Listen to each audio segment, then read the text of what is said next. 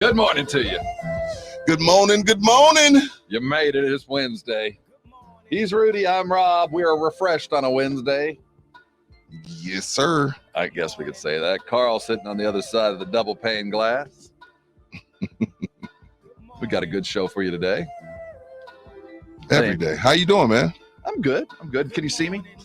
Yeah, man. I walked in. Camoed out. You're not. I walked in the Duck Dynasty. What's going on, man? What you doing? Take a sip of my tea. It's a rodeo day, man. Oh, it is. Looking Western. Well, I look like I'm gonna go. This is the best I can do. That's all I can say. How thick is that shirt? It's actually made for. Is it for like hunting? Shirt. It's a dove hunting shirt. So it's got it's some warmth. Well, no, not really. It's more made to. It's actually pretty light. It's made for when you're walking through mesquite and cactuses. That it doesn't snag on the shirt. It's a snag-free. Oh, damn! There's a purpose behind this. I don't think that's a cheap shirt. No, it wasn't. I mean, that's. We don't have to get into actually how much it is, but I don't think it's cheap. You buy hunting stuff and you use it for the rest of your life because you only use it, a couple times a year. Did you even do any dove hunting this year? I know you went. I know you slaughtered a pig. Yeah, I took I know you took out a pig. And but any dove? I went early in the season and there were none. So you're just walking around? At least where I went. I like dove hunting, but if I have to have the promise of birds, or John Feinstein wrote a book about golf called A Good Walk Spoiled. Okay.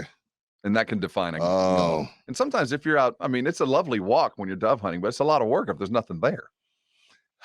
It is walking in a field. So the person that's ignorant to dove hunting like myself, so do you, like, again, I'm ignorant to it. Do you have that machine, the little? No, you don't have to call doves. Oh, okay. No, that's a turkey. So the dove's just there. See, I don't want to go there. I only wanted to go to blow on the little horn. Turkey hunting that's tough, man. It's supposed to be tough. Now down here where why is turkey hunting? Because they're smart. Turkeys are smart. Turkeys are smart. They got their brain is the size of a walnut. They know their environment. Turkeys are tough. So they hear anything, they bail. Yeah, they know. But for the most part, but down around here, I see turkeys all the time.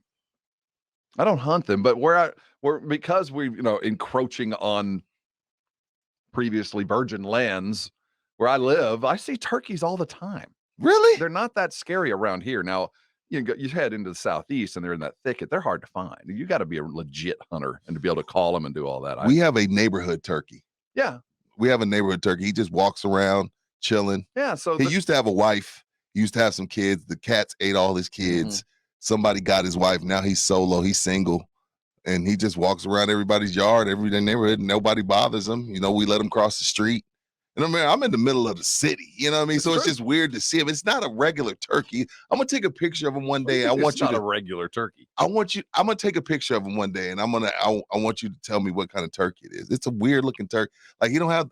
Maybe it's not even a turkey because you don't have that neck thing. What is that neck thing? Well, it sounds like a female turkey. Male turkey has the wobble. Oh, then maybe the woman is single. Yeah, I think it's a female. Maybe she's widowed. Does it ever walk around with a fan tail?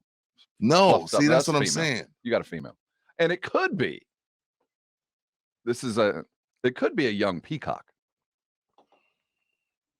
I don't know what it is.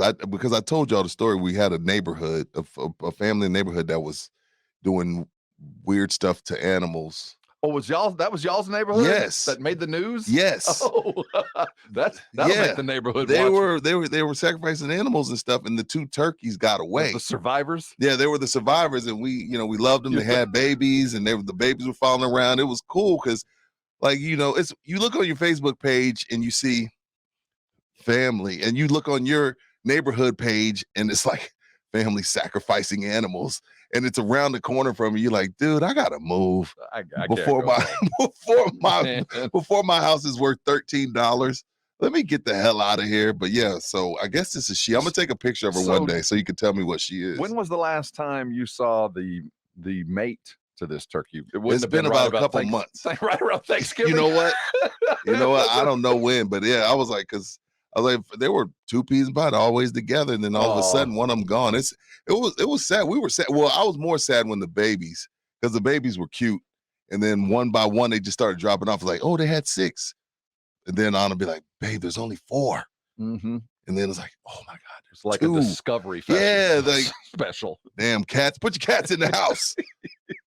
I got here this morning, speaking of cats, Uh-huh. and there was a cat running on somebody's car standing. I hate cat footprints on my Oh, car. I always see the cat footprint. They're looking for that heat. Yes. They're looking for that warmth. I hate But that. outside cats keep the rats away. Yeah. You know what I mean? Feral cats ain't all they're cracked up to be, though. Just put your cats in the crib.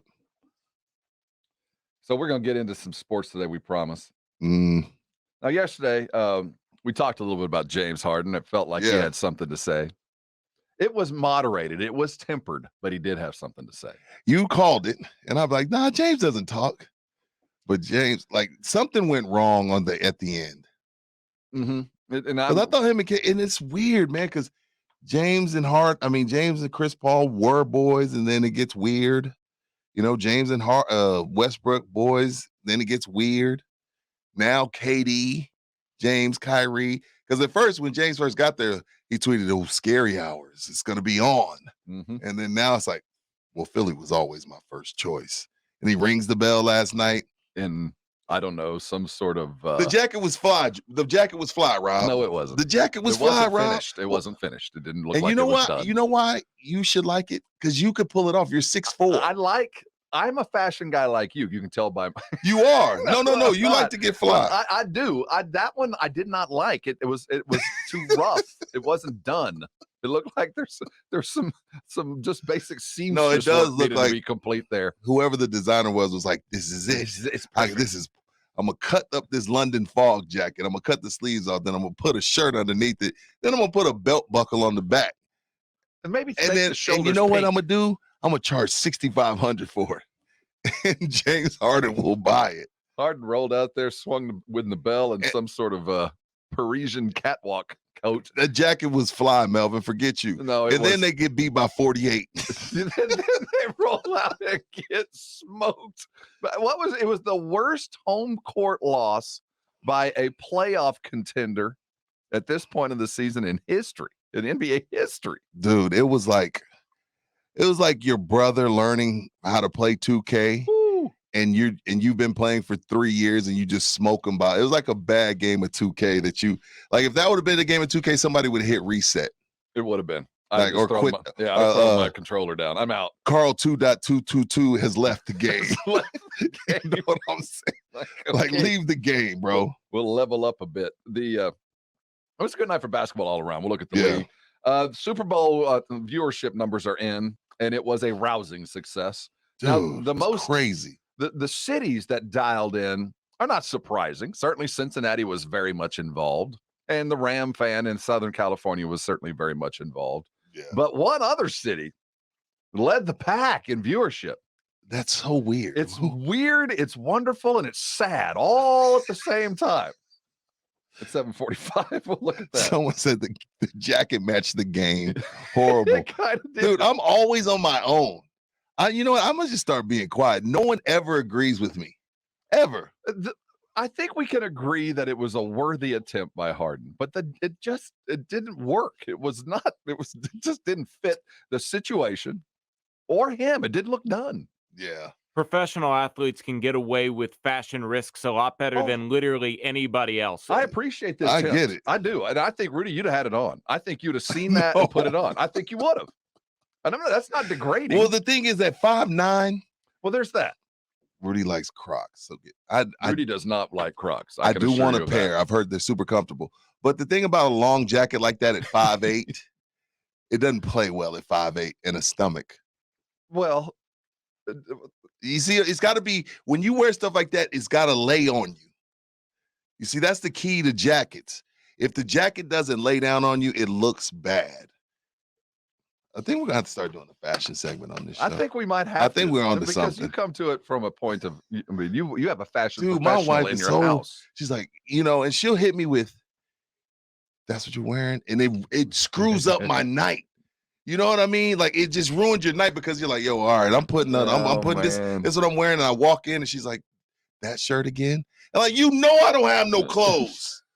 I don't have any clothes. So yes, this is my go-to shirt. Let it be. like we both know that I wear this shirt often. I like it. I look good in it. Damn.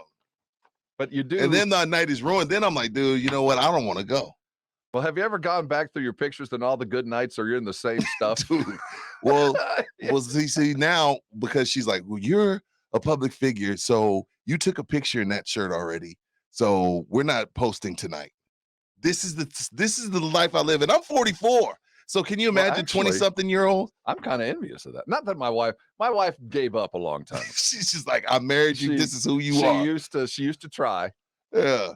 My wife's like, we can't post tonight because we've posted in you and your favorite shirt 2 times already. Well, you know, I worked my that is sad. Well, I worked my entire working career was an attempt to exit the dress up world. Thank you. I didn't want to live in that world. I didn't want to have to wake up every day and put on a tie and a jacket and go to the dry cleaner I didn't want to have to do that. So I worked for 20 years to not have to do that.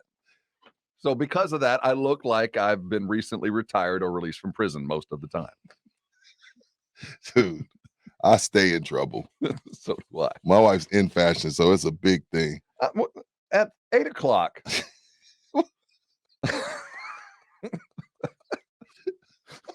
Pivot quickly. Oh, my sweatsuits. Dude, one listener, we're going to move on. So we get to Cali, right? Boom. I post in my Navy. I got 3 sweatsuits, all 3 of them from Walmart. 16 for the top, 16 for the bottom. I'm out the door, $36. That's why we do what we do. So I have 3 of them. So we can wear this stuff. And I didn't realize how much I was wearing them. So I get to LA, I post in the navy blue one, right? Boom. The next day I post in my teal one. Boom. One of our smart ass listeners like, Rudy, I could bet money which sweatsuit's coming up next. I almost blocked his ass. First I was gonna cuss him out, then I was gonna block his ass. He said, Rudy, I can almost bet what sweatsuit is next. Here comes white. He actually put that in my comments. And then of course, my wife reads all my comments, because if she don't read your comments, she don't really love you. So she read my comments. She's like, did you see your listener say that you knew what sweatsuit was coming up? I was like, babe, okay. And so you notice it was the navy blue, the teal, and then the white one. I had to skip a day. I had to skip the white. I didn't go the white on Wednesday. I put the white on. Maybe I should start to mix and match. Maybe you should start going up and down and sideways. It was so disrespectful. First of all, it was so true. I laughed. I died laughing. And then I was like, should I block him? Should I delete this comment? This is a man that's looking out for you. Dude, and then, of course, on cue, my wife and I FaceTime, because we FaceTime every day in LA. Did you see that comment from your listener? Everybody knows what your rotation of your sweatsuits. 44, man. We all have our first in rotation, though. I can't believe he said that. He almost got blocked, but it was funny. He speaks the truth. You don't notice when you're around somebody all the time. See, you got a good rotation though, Rob. You don't really re-up. I never really see you in the same stuff twice. I don't know. If I do, it's in between weeks. It's like weeks in between. Sometimes I have theme weeks. Oh, you have a thing. It's like during the football season, like you were aggied out. Yeah, this week, and certainly every Friday is game day. Every Monday is Cowboy day. Yeah, and that kind of stuff. But some weeks I'm like, I'm not wearing nothing but half zips this week. I'm just gonna see. I'm gonna go deep into the closet. I'm gonna go shopping this week because I can't have this. I can't. We're trying to go to the top on R&R, and I got 3 outfits. We were on ESPN National yesterday. Yeah, they were. Shout out to SA Sports Star. That was a big deal.